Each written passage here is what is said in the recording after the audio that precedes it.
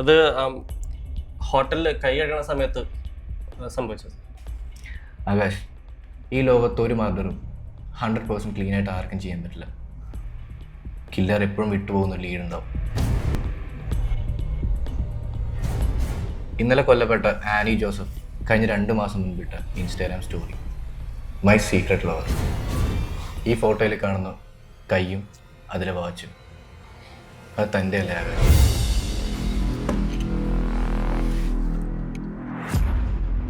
ഞാൻ തൻ്റെ phone check ചെയ്തിരുന്നു. നമ്മൾ കള്ളം പറഞ്ഞാലും നമ്മുടെ ഫോൺ ചില സമയത്ത് സത്യം മാത്രമേ പറയുള്ളൂ.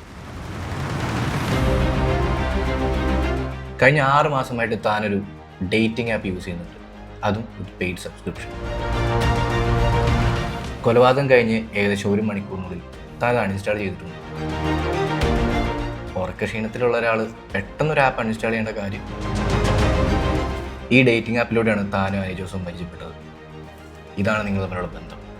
ഇതിനെല്ലാം പുറമെ പോലീസ് മിസ് ചെയ്ത ആകാശം ശ്രദ്ധിക്കാതെ പോയ ഒരു CCTV ഫൂട്ടേജ് എന്തെങ്കിലും? ഇനി പറ, താനല്ലേ ഈ കൊലപാതകം ചെയ്തത്?